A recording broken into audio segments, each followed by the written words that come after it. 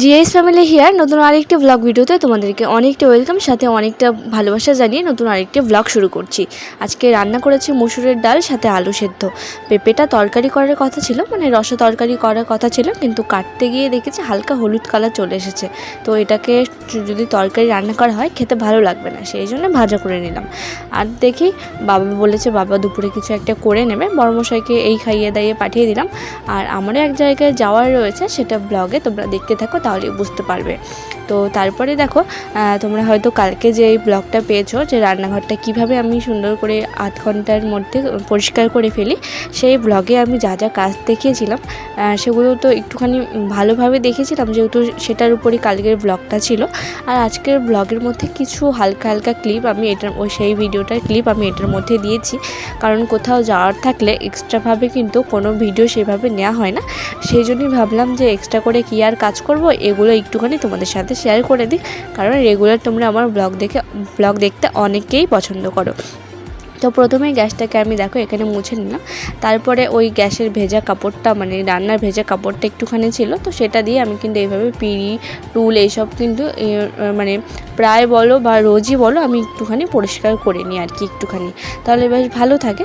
আর তারপরে গ্যাসটা মুছে নেওয়ার পরে ওই গ্যাসের উপর একটুখানি কখনো লঙ্কার বোটা বা এসব কিছু থাকে কিন্তু, তো সেগুলোকে ভালো করে মুছে নেওয়ার পরে সেগুলোকে নিচেই তো ফেলা হয়, তো সেটাকে এখন কিন্তু ঝাড় দিয়ে আমি এই উনুনের পাশটা এসে উনুনের মধ্যে দিয়ে দেবো, কারণ বাইরে ফেললে আবার উঠোনটা অনেকটা ঝাড় দিতে হবে।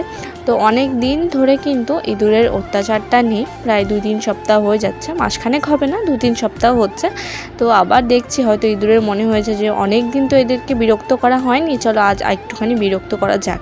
তো অনেক দিন পর কিন্তু ইঁদুরের একটুখানি খাল হয়েছিল এখানে। আর এখানে পাপা আর আমি মিলে কিন্তু দেখো এখানে কাকিমা আর ভাস্তা মিলে কিন্তু এখানে মাটিটা কিন্তু আমরা দিয়ে দিচ্ছিলাম।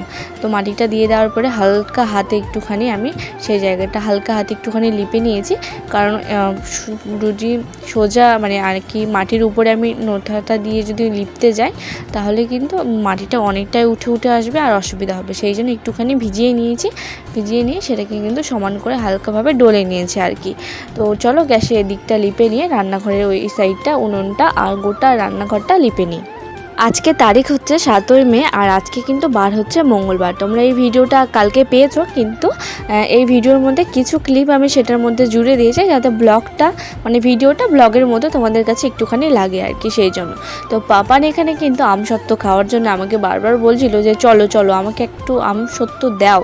তো আমি বলছিলাম বাবা একটুখানি দাঁড়াও, আমি এই সাইডটা লিপে নিই। তারপরেও তবুও মানে ছোটো বাচ্চা তো কিছুতেই বুঝছিল না। তারপরে আমি ওকে বললাম যে যা দাদুর কাছে যা, দাদুকে দিতে বল। তারপরে ও বাবার কাছ থেকে গিয়ে বাবাকে একদম হাত ধরে টেনে নিয়ে এসে কিন্তু আমসত্ত্বটা খেলো। তো চলো আমি পুরো রান্নাঘরটা লিপে নিই, আর তোমরা ঝটপট আমার ভিডিওটা লাইক করো আর চ্যানেলটিকে সাবস্ক্রাইব করো।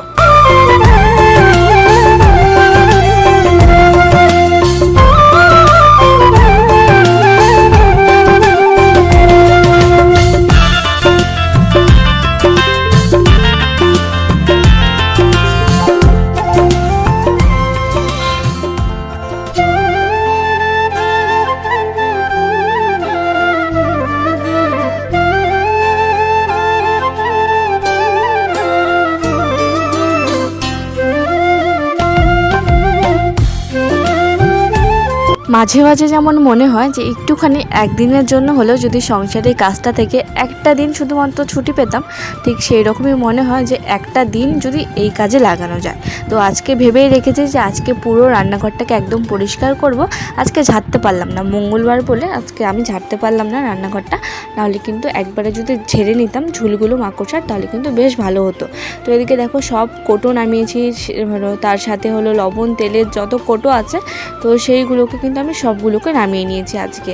তো সবগুলোকে একসাথে ধুয়ে নিলে কী হয় বলো তো, একদম একটা ফ্রেশ ব্যাপার থাকে, যদিও খুব একটা নোংরা পড়ে না, ওই যে একটুখানি ওই কালিটাই খুব সমস্যা করে জানো তো, যখন একটা মানে ধোয়া থেকে যে কালিটা হয়, তো সেটা গিয়ে যখন কোটোর উপর পড়ে না, তখন একটা তেল চিটে ব্যাপার পড়ে যায় সেগুলোর মধ্যে। আর তখন একটুতেই ধরো মাটির রান্নাঘর বুঝতেই পারছো, ধুলোটা একটুখানি বেশি হয়, তো সেই ধুলো ময়লা সব গিয়ে সেগুলোর উপর পড়ে আর একদম বসে যায় আর কি, তখন দেখতে একটুখানি অনেক মানে নোংরা নোংরা লাগে, তো তখনই চেষ্টা করি পরিষ্কার করে নেওয়ার। আর এই যে বোতলের গায়ে, এই কৌটোগুলোর গায়ে যে একটুখানি ডিজাইন করে একটুখানি ছাঁচ কাটার মতো থাকে না, তো সেগুলোতে কিন্তু একটুখানি বেশি মানে নোংরা পড়ে। যেমন কাচের বয়াম কিন্তু খুব সুন্দরভাবে পরিষ্কার হলেও এই প্লাস্টিকের বয়ামগুলো যেন ঠিকঠাক পরিষ্কার হতে চায় না। তো যতটা পারা যায় ততটা চেষ্টা করি সুন্দর করে হলো একটুখানি সেগুলো ভাঁজগুলো দেখে দেখে সেগুলো কিন্তু একটুখানি ভালো করে ছোবা দিয়ে পরিষ্কার করে নেয়। আর এখানে দেখো জল দিয়ে ভালো করে আমি কিন্তু এগুলো পরিষ্কার করে নিচ্ছি। তো এগুলো এখন ধুয়ে নেব। আর ওদিকে দেখতেই পাচ্ছ বাসন রয়েছে, সেই বাসনগুলোকে আবার মাজতে হবে। কিন্তু তার আগে আমি কোটোগুলোকে ধুয়ে এখানে রোদে দিচ্ছি। রোদ তো খুব একটা নেই, আকাশটা মেঘলা করে আছে দেখে বুঝতেই পারছো রোদ সেরকম নেই, কিন্তু ওই যে একটুখানি হাওয়া বাতাসে যেন একটুখানি শুকিয়ে যায় সেই জন্য কিন্তু দিয়ে দিচ্ছি। আর এইভাবে মানে উবুর দিয়ে রাখলে কিন্তু জলটা নেমে গেলে বেশ একটুখানি শুকনো শুকনো হয়ে যাবে। আর পরে না শুকালেও কোনো ব্যাপার নেই, কারণ এখন আমি এগুলোর মধ্যে কিছু রাখবো না, কয়েকটা দিন বাদেই রাখবো আর কি। তো ওগুলোকে রোদে দিয়ে এসে এখানে দেখো বাবা টিনে করে আমাকে জল নিয়ে এসে দিয়েছিল সোলারের সেখান থেকে। তো তারপরে আমি জলটা এখানে হলো ঢেলে নিলাম, ঢেলে নিয়ে কিন্তু এখন আমি বাসনপত্র সবগুলোকে মেজে নেব। তো এই ভিডিও কিছু এই মানে আমি কালকের ভিডিওতে দেখেছিলাম যে কোটোটা ধোয়া দেখিয়েছিলাম আর বাসনগুলোকে মাজা দেখিয়েছিলাম। তো আর এই ব্লগে কিন্তু পুরোটা দেখালাম, কোটো মাজা থেকে কোটো ধোয়া, তারপরে এখানে বাসন মাজা থেকে বাসন ধোয়া সব কিছুই। তো যেটা তোমাদেরকে বলছিলাম যে আমি এক জায়গায় যাব, তো যাব হলে একটা বান্ধবীর সাথে দেখা করতে, একদম যাকে বলে প্রাণের বান্ধবী। তোমরা জাহ্নবীকে অনেকজনেই চিনো, কিন্তু একে কিন্তু তোমরা খুব একটা চিনবে না, কারণ জাহ্নবীদের বাড়ি যেহেতু আমার বাবার বাড়ির পাশেই, তো সেই জন্যে আমি গেলে ওর সাথে দেখা হয়, কিন্তু এর সাথে না অনেকটা দিন বাদে দেখা হয়। তো ব্যাপার হলো যে আমরা যখন স্কুল কলেজ লাইফে থাকি তখন কিন্তু আমাদের প্রচুর বন্ধুবান্ধব থাকে, প্রচুর হয়, কিন্তু ধীরে ধীরে তারাই খোঁজ রাখে যাদের আমাদের সাথে সত্যিকারের মনের মিল রয়েছে, বা যারা আমাদের সত্যিকারেই পছন্দ করে। আর যাদের আমরা প্রয়োজন ছিলাম তারা কিন্তু প্রয়োজনের পরে ধীরে ধীরে আমাদের সাথে দূরত্বটা বাড়িয়ে দেয়। তো সেই রকমই হলো আমার সেই বান্ধবী, যে অনেকটা দূরে থেকেও আমার সাথে কিন্তু যোগাযোগ ঠিক রেখেছে। ও প্রায় ওই রোজই বলতে পারো, রোজই আমাদের টুকটাক একটুখানি কথা হয়, তারপরে যোগাযোগটা বেশ ভালোই রয়েছে, সাথে গল্প আড্ডা একসাথে হলে তো এইসবের কোনো কথাই হবে না। আর আমার এই স্কুল লাইফের পরে, কলেজে তো ভর্তি হওয়া হয়নি, স্কুল লাইফের পরেও এই দুটো মাত্র বান্ধবী রয়ে গেছে যাদেরকে আমি কোনো দিন মানে দূরে সরাতে পারবো না আর কি। মানে আমাদের মধ্যে যতই কিছু হয়ে যাক না কেন, তো আমি একদম রেডি সেডি হয়ে চলে যাব কিন্তু ওদের ওখানে, সেই জন্য দেখো একদম রেডি হয়ে গেছি।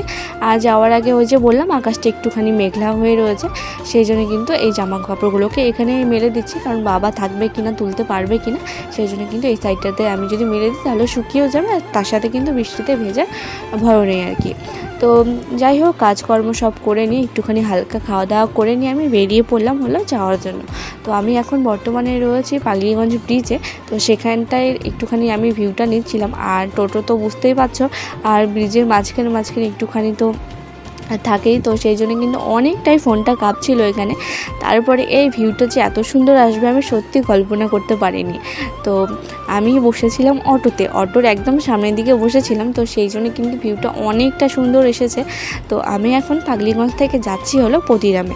তো পতিরামের থেকে একটুখানি ভেতরে ওর বাড়ি, তো সেখানে আমি কিন্তু যাব না, বাবার বাড়ি, শ্বশুর বাড়ি না বাবার বাড়ি। তো ওইখানে এসেছে, ওর বাড়িতে পুজো ছিল কালকে, কিন্তু কালকে একটা কারণ ঘটে যাওয়ার জন্য আমি যেতে পারিনি।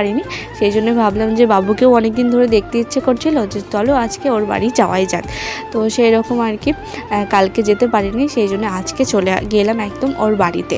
তো এখন আমি এটা যেখানে আছি এটাকে বলা হয় পতিরাম পথসাথী। তোমরা অনেকে হয়তো এই জায়গাটাকে চিনবে, যারা যারা আমাদের বালুরঘাট বা পতিরামের আশপাশ থেকে আমার এই ভিডিওটা দেখছো অনেকেই চিনবে।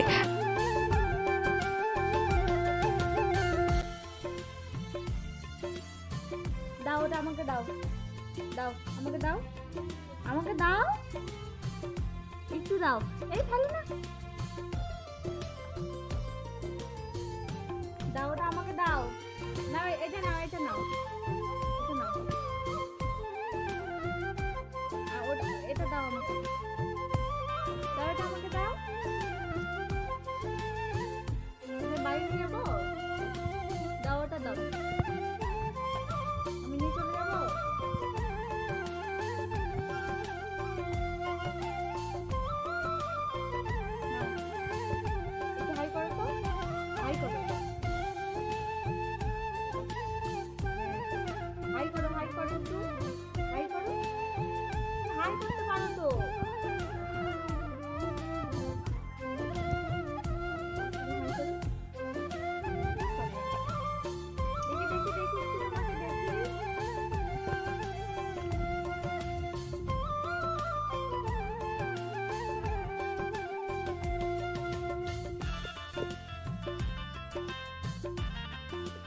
প্রায় বছরখানেক বাদে কিন্তু ওর সাথে আমার দেখা হলো। আমার সাথে ওর লাস্ট দেখা হয়েছিল ওর ছেলের মুখে ভাতে, প্রায় 1 বছর হতে চললো আর কি।